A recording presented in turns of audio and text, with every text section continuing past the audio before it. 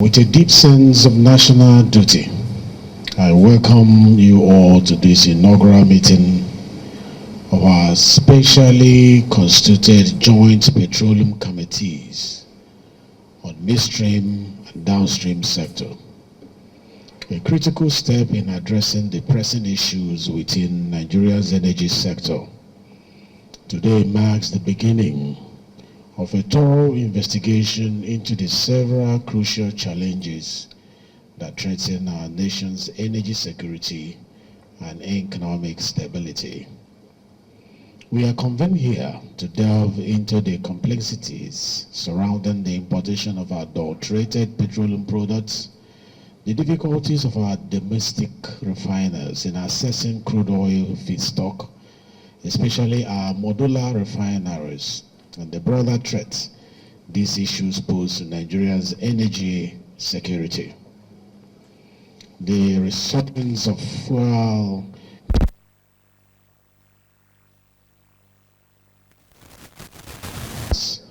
and the unavailability of crude oil feedstock for our downstream domestic refineries are of particular concern.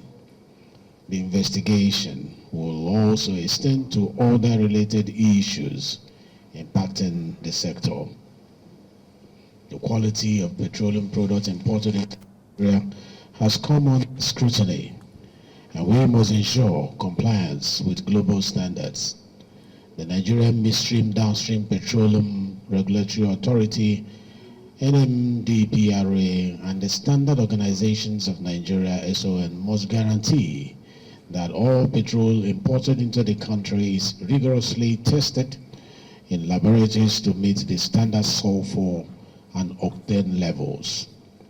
It is unacceptable that the petrol imported into the country contains high sulfur levels, is leaded, and has low octane level, as we notably experienced in recent past that even led to socio-economic losses on a national scale, including the knocking down of the engines of vehicles of Nigerians in their hundreds. In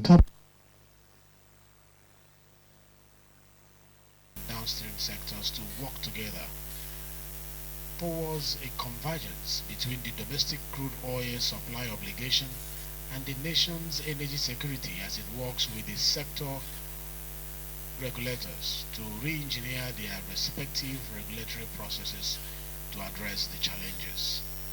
I firmly advocate for high-level engagement, high-level studies, and in-depth analysis to dive into other pressing questions concerning local crude oil refining dynamics in Nigeria, as expected by the citizens of the Federal Republic of Nigeria. This endeavor is pivotal in providing a comprehensive roadmap and policy suggestion that addresses the concerns and interests of government entities, businesses, and the households alike. Ladies and gentlemen, honorable colleagues, as this investigation commences, I want to acknowledge and commend the diligent efforts of our joint committee ably chaired by Honorable Ikenga Ugochinyere, who is in charge of downstream, and Honorable Henry Okoje, who is in charge of midstream. Your commitment and your leadership in tackling these challenges are crucial for the success of our endeavor. I urge you, as members of this committee, to give them the highest of your support, the highest of your encouragement. And this is an investigation that demands courage. It's an investigation that Nigerians are expecting, that you stand on the part of the people rather than the part of any other interest. Let the center of this investigation be on the people, and all about the people of Nigerians who are suffering and who want results. Nothing is more important.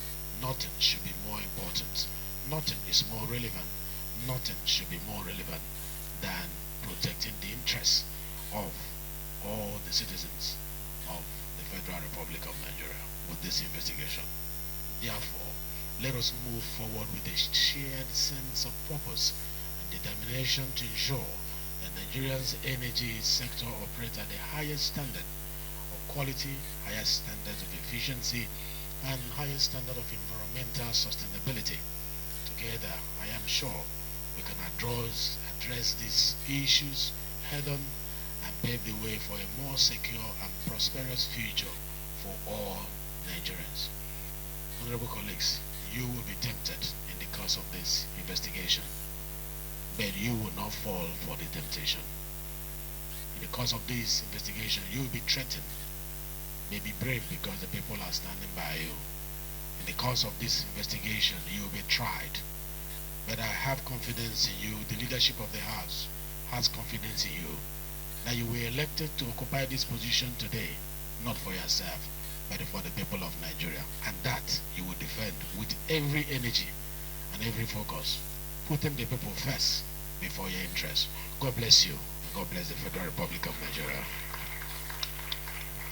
With support and determination to see a competitive, effective, transparent, and sustainable petroleum sector reflects your commitment to the renewed hope agenda of Mr. President.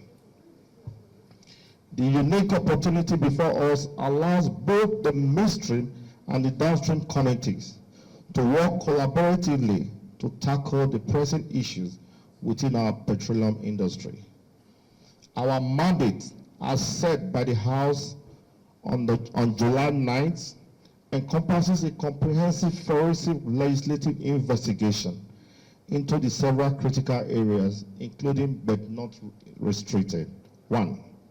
The importation and production of substandard petroleum products, the availability of good and quality crude oil supplied to domestic refineries. 3. The enforcement of regulatory standards by bodies such as the Nigerian Midstream Downstream Petroleum Regulatory Authority, the NMDPRA. 4. The support for local crude refiners and the issuance of import license. 5. Addressing the resurgence of fuel queues, high PMX costs, and other related matters. My dear colleague, Honorable Ikenga and I are fully committed to addressing these areas of concern. The task ahead of us is undoubtedly challenging, but we are confident in the abilities of men and women within our committees to help us to discharge these duties. Their experiences, passion, and drive will be instrumental in achieving our set objectives. To the Nigerian public, we are giving you the assurance of our commitment to thoroughly and fearlessly address all issues raised within and by us, and with a great sense of responsibility. Once again, my heartfelt gratitude to our Deputy Speaker who just left, who has kindly graced the inauguration with his presence, and the House for their unwavering support. Thank you all for your attention. We look forward to working together to ensure safeguard and integrity of our petroleum industry. Thank you, and God bless you all. Members of the media and the public, today we embark on a significant step in our dedication to ensuring the integrity and security of Nigeria's petroleum sector. Recall that the House of Representatives had at the plenary on July 9, 2024, adopted a motion on urgent need to carry out a legislative forensic investigation into the challenges affecting the downstream and midstream petroleum sectors in Nigeria and other related matters to find out a lasting solution to all the challenges, and has subsequently mandated the committees on petroleum resources, midstream and downstream to carry out a forensic investigation into the resurgence of fuel queues in petrol stations, allegations of high cost of PMS, unavailability of fuel stock for downstream domestic refineries, disruption of distribution of PMS products, unfair subsidization of PMS and other petroleum products, racketeering and favoritism in the pro forma invoice system regime, etc. Before we proceed further, we would like to deeply appreciate first the Speaker, Right Honorable Tajuddin Abbas, and his deputy, Right Honorable Benjamin Okezie-Kalu, for having the courage to set up this great joint committee based on their desire and unstoppable drive to see a competitive, efficient, transparent, and sustainable midstream and downstream petroleum resources sector that will be the foundation for advanced economic revolution that will help solve our present challenges in line with the federal government's renewed hope agenda. Gentlemen, an alleged importation of substandard petroleum products, alleged return of PMS price intervention, allegation of product unavailability to marketers from NMPC retail, endless shifting of timelines for refinery rehabilitation, and the nefarious activities at Petro Depot. The committee will also conduct a legislative forensic investigation as ordered by the House into the presence of middlemen in crude trading, alleged unavailability of international standard laboratories to check adulterated products, inflows of contaminated products into the country, the allegation of non-domestication of profits realized from crude marketing sales in local banks, abuse of the PFI regime, importation of products already being produced in Nigeria, and use of international trading companies to resell fuel stock to local refineries at high markup prices.